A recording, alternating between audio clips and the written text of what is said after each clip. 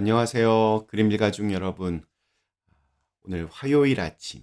오늘도 이렇게 매일 한 말씀으로 또 오늘 하루를 시작하는 모든 분들을 주님의 이름으로 축복합니다. 오늘 하루도 하나님의 말씀들이 우리의 마음의 그 크기를 더 넓게 만들 수 있기를 간절히 기원합니다. 자, 오늘 저희는 마태복음 17장 우리 22절에서 27절의 말씀으로 함께 오늘 이 아침을 시작하도록 하겠습니다. 마태복음 17장 22절에서 27절의 말씀. 갈릴리에 모일 때 예수께서 제자들에게 이르시되 인자가 장차 사람들의 손에 넘겨져 죽임을 당하고 제3일에 살아나리라 하시니 제자들이 매우 근심하더라. 가버나움에 이르니 반세계를 받는 자들이 베드로에게 나와 이르되 너희 선생은 반세계를 내지 아니하느냐 이르되 내신다 하고 집에 들어가니 예수께서 먼저 이르시되 시몬아 네 생각은 어떠하냐 세상 임금들이 누구에게 관세와 국세를 받느냐 자기 아들에게냐 타인에게냐 베드로가 이르되 타인에게니이다. 예수께서 이르시되 그렇다면 아들들은 세를 면하리라. 그러나 우리가 그들이 실족하지 않게 하기 위하여 네가 바다에 가서 낚시를 던져 먼저 오르는 고기를 가져 입을 열면 돈 한 세계를 얻을 것이니 가져다가 나와 너를 위하여 주라 하시니라. 아멘. 자, 우리 오늘 읽은 말씀에서 예수님은 제자들에게 두 번째로 자신의 고난을 예고하셨습니다. 인자가 장차 사람들의 손에 넘겨져 죽임을 당하고 제3일에 살아나리라. 예수님이 처음에 고난을 말씀하셨을 때를 되돌아보면 그때는 베드로를 비롯한 제자들이 절대 그러면 안 된다라고 아주 반발이 컸습니다. 예수님의 죽음이란 제자들에게는 있을 수도 없는, 상상할 수도 없는 일이었기 때문입니다. 그런데 오늘 말씀에서 두 번째로 고난을 예고하시자 제자들의 반응은 첫 번째와는 조금 달라졌습니다. 우리 23절 말씀을 보면 제자들이 매우 근심하였다라고 그렇게 전하고 있습니다. 이제 제자들이 예수님의 말씀을 조금 진지하게 받아들이기 시작했다는 뜻입니다. 제자들은 두려워하고 또 불안하기 시작했습니다. 왜 예수님께서 이러한 말씀을 또 하시는 것일까? 정말 예수님은 죽으려고 하시는 것일까? 예수님이 죽으신다면 우리는 앞으로 어떻게 되는 것일까? 이러한 두려움과 불안이 그들의 마음 속에 들어왔습니다. 일반적으로 사람들은 자기들이 보고 싶은 것만 보고 또 듣고 싶은 것만 듣습니다. 예를 들어서 길을 걷다가 어떤 사람과 이렇게 마주쳤을 때 미용사는 그 사람의 헤어스타일을 주로 기억하고 또 뭐 패션 디자이너는 그 사람이 입은 옷에 대해서는 정확하게 기억합니다. 하지만 그들의 관심 분야 혹은 전문 분야가 아니면 다른 것들은 거의 기억을 하지 못합니다. 전체적으로 보지 못하고 자기의 관점에서 부분적인 것에만 관심을 가지고 또 때로는 집착을 합니다. 예수님은 분명히 자신이 고난당하시고 죽으실 것을 말씀하셨습니다. 그러나 똑같이 그 다음 제3일 만에 다시 살아나실 것 역시 분명하게 말씀하셨는데도 제자들은 오직 예수님의 죽음에만 관심을 집중함으로써 주님의 부활에 대해서는 생각지도 또 깨닫지도 못하고 있습니다. 참 이게 안타까운 일입니다. 그 다음으로 이어지는 말씀은 성전세에 대한 그러한 이야기입니다. 당시의 모든 이스라엘 사람들은 성전에서 사용하는 그런 돈으로 강제적인 세금은 아니었지만 모든 사람들이 돈으로 한 반세겔 정도의 그 세를 성전세로 자발적으로 드렸습니다.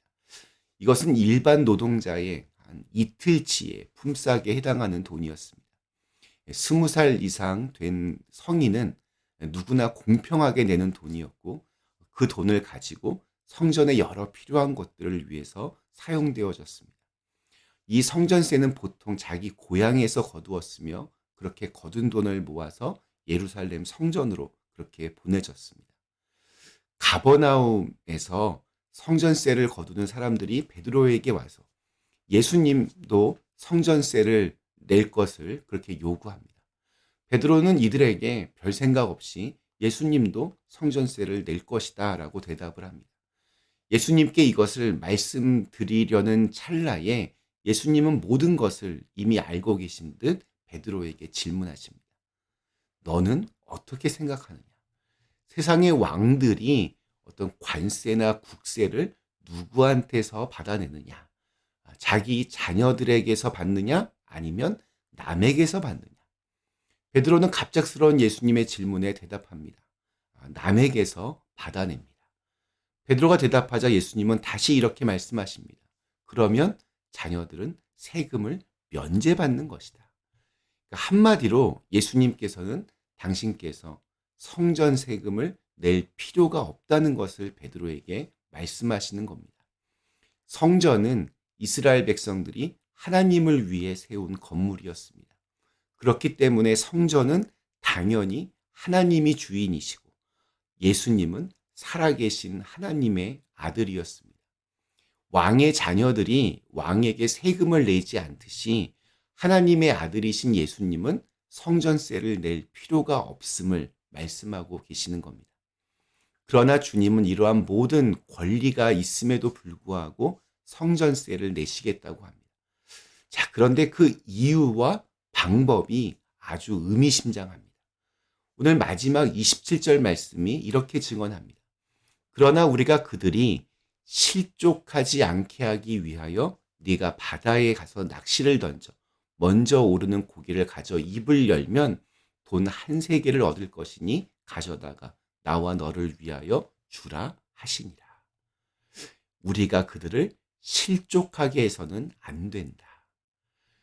이스라엘 백성들에게 예루살렘 성전과 또 그 성전을 위한 성전세는 매우 중요한 일이었습니다.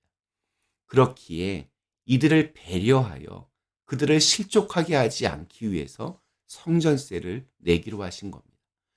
예수님께서는 자신의 권리를 기꺼이 내려놓으시고 이스라엘 백성들을 섬기시고 있는 겁니다. 그 돈을 마련하는 방법도 참 특이합니다. 반세겔은 사실 큰 돈이 아니기 때문에 마음만 먹으면 금방 마련할 수 있습니다. 그런데 놀라운 방법으로 이적을 보이십니다. 예수님은 바다에 가서 베드로에게 낚시를 던져라. 그러면 가장 먼저 잡힌 고기가 있을 터인데 그 고기의 입을 열면 그 입 안에 돈 한 세겔이 있을 것이다.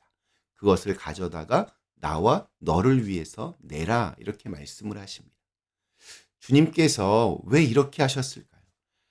자신의 권리를 내려놓고 헌신과 섬김으로 자신의 것을 내어주려고 할 때 우리 하나님께서 그것을 채워주신다는 것을 보여주고자 하신 것 같습니다. 물고기 입에서 동전이 나온다는 것은 이건 사람의 생각으로는 전혀 생각할 수 없는 일입니다. 우리에게 필요한 것을 하나님께서 준비하여 주시고 채워주신다는 어떤 증표였습니다. 자신이 가진 권리가 있음에도 불구하고 사랑을 위해서 그 권리를 내려놓는다면 마땅히 자기 것임에도 불구하고 이웃을 위해 그것을 나눠준다면 주님께서 그러한 사람을 위해 예비하시고 채우시고 또 높이신다는 것입니다. 그렇기 때문에 우리 그리스도인들 고난과 순환을 두려워하지 말라라고 선포하시는 겁니다. 오늘 말씀 우리 앞부분에서 제자들이 근심했던 것, 너무 그런 거에 대해서 근심하지 말라는 겁니다. 하나님이 없다면 이러한 포기와 헌신이 그저 무의미한 일이 되겠지만 만일 하나님께서 살아계신다면 믿음으로 하는 포기와 헌신과 배려는 하나님께서 예비하신 일을 경험하는 아주 풍성한 열매를 경험하는 그러한 역사가 될 것입니다. 오늘 우리에게 주신 하루, 다른 사람들이 실족하지 않게 하기 위하여 자신의 권리를 기꺼이 양보하신 그 주님의 모습을 본받아 더 희생적이고 또 더 겸손하고 더 넓은 마음으로 살아가실 수 있기를 간절히 기원합니다. 잠시 함께 기도하시겠습니다. 사랑의 하나님, 오늘 예수님께서 다른 사람들을 실족하지 않게 하기 위해서, 그리고 그래서 모든 그런 권리들을 기꺼이 내려놓았을 때 모든 것을 채워주시는 하나님의 그 사랑을 우리에게 보여주셨습니다. 저희들도 그렇게 큰 사람이 될 수 있도록 인도하여 주시옵소서. 예수님의 이름으로 간절히 기도드리옵나이다. 아멘.